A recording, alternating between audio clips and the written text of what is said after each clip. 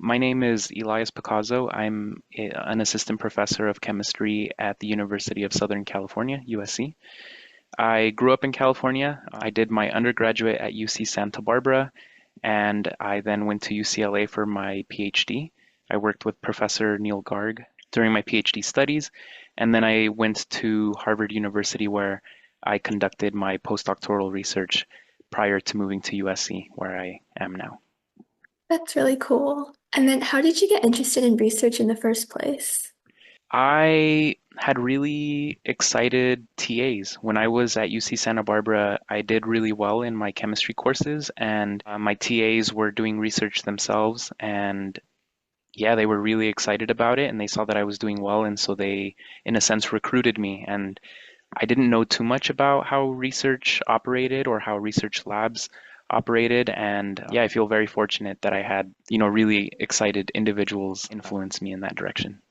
Yeah, that's nice. And then in terms understandable to a high schooler, could you give me an overview of your research? So molecules make up everything around us, all of the color in the world and all of, even functional materials like plastics. And I know plastic is a big problem, but there are so many things that we can use. I feel like chemicals have a bad, you know, connotation, but to solve chemical challenges, we need to use chemistry. So it is a very powerful thing. So molecules make up everything around us, and now I get to make molecules. So we invent reactions that make bonds and break bonds. And yeah, we invent new ways to do that. That's really interesting. And then what's one of the biggest challenges that you've faced in research and how did you overcome it? I think there are various types of challenges. I think in our job, one of the biggest things is learning how to be comfortable with being uncomfortable because we don't know everything and we're always trying to learn. And that's something like on a personal level. And just always trying to, I guess being okay being wrong is also quite challenging, but yeah, we get kind of used to it, and that's how we move forward and continue pushing our boundaries. Yeah, and then in contrast to the last question, what do you enjoy most about your research? I enjoy coming up with ideas, and I think about my research program in two different ways. One is developing reactions that have not really been thought of before, so being very creative, and I find that very exciting. And then the other type is developing strategies to enable chemistry that historically scientists have thought was, not to say impossible, but really difficult. And so that one isn't as creative in coming up with the chemistry, but it's very creative in coming up with the solution. And the other form is more creative in coming up with the chemistry. And both of them are really special. It's very rewarding. And then I know you previously mentioned your TAs at UC Santa Barbara, but which person or mentor in your field has made the biggest impact on you? That's a very good question. I feel that at every stage there are very influential people. So, as you alluded, in undergraduate, my TAs, Aaron Herman, Joseph Alvarado, and my faculty advisor, Armin Zakarian, were very influential in teaching me and, getting me excited about chemistry. And then when I went to my PhD, Neil Garg, my advisor, was very influential in, I guess, asking me and orienting me in what I wanted to do after my PhD, which was ultimately how I decided to stay in academia and become a professor myself and start this research team. So I feel like in every different stage, there were individuals who really helped orient me for the next phase. And then, of course, Eric Jacobson was my advisor at Harvard, and he was very inspirational in how to approach chemical challenges and identifying problems and solutions. So many people. Yeah, okay. And then were there any pivotal moments in your research career that made you change topics or want to pursue a certain topic? No, I think maybe just the initiation, right? To change in the direction to begin with.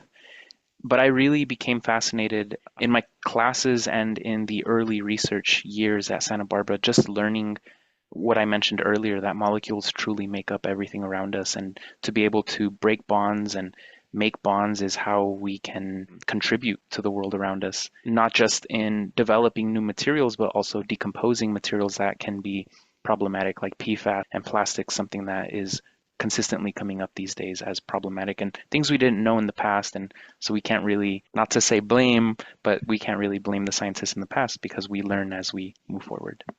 Yeah. And then where do you see your research field expanding to? And like, what do you think are some interesting topics that can be further explored within the next 10 years? Ooh, another very good question. And I will answer it in light of my research program. I mentioned that we are very fundamental and we're constantly thinking about molecules at the bond level, at the atomic level. And as a fundamental chemist, I think the most beautiful thing is that we can apply our new reactivity in any field we want, or we can just showcase the utility, and any industry can use our reaction as a tool to develop whatever they are working on if it's applicable to their bond formation. So something that we recently developed was a perol. So it's a type of molecule, it's a heterocycle. It has carbon, it has hydrogen, it has nitrogen, and we developed a rearrangement, and our molecules can now undergo a ring opening. And in one form, they're very colorful molecules are conjugated, and when you shine light on them, they undergo a cyclization and they're no longer colored. And that form, when you stop shining light on it, or if you expose it to heat, it'll reform itself to the previous form and again be colored. So it's a photo switch, it responds to light. And so that's potentially a valuable material that was only accessible because of the reaction we developed. And so for us, learning the photophysical properties of these new light responsive materials, the new chemical matter, is really exciting. And I think that will take 10 years, maybe longer. And hopefully we can get that into devices and some really cool applications in the future. Yeah, that sounds really interesting. And then going back to your journey through research, like where did you start? So what were some basic lab positions or internships that you had? I started my very first research position at UC Santa Barbara as an undergraduate researcher. And yeah, I was an intern through a program named UC Leads, and that was very helpful because they did provide a summer stipend and also some help throughout the academic year. Yeah, that's how I started. Okay. And then I know you mentioned how you were at UC Santa Barbara and then UCLA and then Harvard, but what different institutions have you worked at and how were those experiences? Good question. So through the UC Leads program, I also had a paid internship at a different UC, and that was UC San Diego, and that was between Santa Barbara and LA. And that was really fun. I enjoyed my time, met a lot of really awesome researchers, and almost even changed my mind about going to UCLA because I was at San Diego already. I enjoyed the research team, but ultimately ended up going to UCLA, worked with Neil Garg, and yeah, other institutions, I guess USC now as an independent researcher, but that sums up my, I guess, high school in the Central Valley. I went to Shafter High School in California.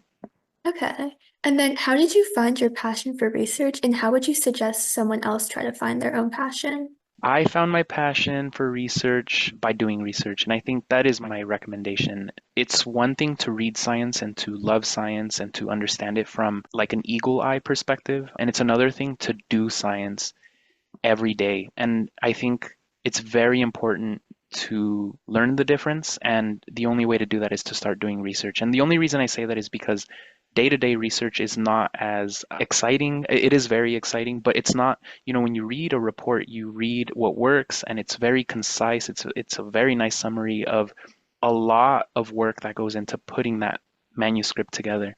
Day to day, it's a lot of recalibration, interpretation, and it's really difficult. And the only way to really know what it's like is to do it. So that's my number one recommendation. And then how did you narrow down to your specific field? So I guess chemistry does have a lot of subfields, analytical, computational, physical. And I chose organic chemistry because, well, they're all relevant, but in my mind, I felt organic chemistry was most relevant to health and medicine. And that was my initial interest. But then once I started diving deeper into organic chemistry, I just really liked mechanism and just part of my personality. When I started learning limitations in reactivity, I just really started pursuing and thinking about how to break through those limitations. Okay. And then what skills do you think a high schooler could develop even if they don't have access to a wet lab? Persistence, yeah, it goes back to what I was saying about day to day, being okay not knowing things and being okay with failure. I know it comes up often, but it really is true because if you have a hypothesis and you test it and it doesn't work, it is a failure in the sense that, your hypothesis was wrong, but it's not necessarily an overall failure because you can use that information to guide your next experiment. And if you see it from that perspective, at the end, you'll be very successful. And then what traits do you think define a great researcher? And like what type of traits would you look for in a potential lab member? I think it's important to be diligent, persistent, attentive, detail oriented. And in the first few years as a professor and with a research team, I think there are a lot of forms of intelligence. There's creative, and then there's being well read, and then there's also being present, I guess, mindful. And I think the more rounded you are, the better off you'll be. Even coordination when setting up experiments, I think all of these go a long way in being successful as a scientist. And then how would you suggest someone try to cultivate these traits?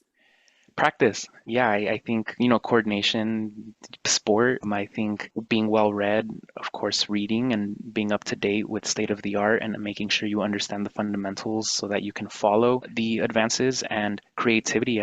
I think that one might be the hardest one to develop, but that's, of course, taking what you read and understand and then trying to identify limitations and try to provide solutions to those limitations. And I think that will come with practice. But like I mentioned earlier, I think all three of them are critical in being well rounded. And then I'm sure that you get a lot of emails from like high schoolers or undergraduates asking to join your lab, but like, how do you select someone from that big pool? Like what makes someone stand out? That's a very good question. Enthusiasm goes a long way, especially if, students are all very competitive and are all stellar. Suppose you get 4.0 student applications. The thing that makes someone stand out is enthusiasm and how they approach reaching out. Yeah, and I think the more contact you have, the better. So if someone were to come in person, I think that would certainly stand out in comparison to, an email where I'm getting many emails like you mentioned yourself. I think that's what comes to mind initially. Okay, so really just expressing interest. Yeah, but I Okay. think everyone who's reaching out is expressing interest. So I think it's a little bit beyond that. And then just for our final question, like what type of tips would you give to a high schooler who's looking to get into your field? Since I know that organic chemistry has like a reputation for being really hard. I think a recommendation to get into the field, start early and reach out, get experience, and make sure that it really is your passion. And in terms of beginning to learn organic chemistry, I would just be very prepared in thinking in three-dimensional shape. A lot of molecules, when we're thinking about conformation and stereochemistry, et cetera, reactivity, we're always thinking about three-dimensional space.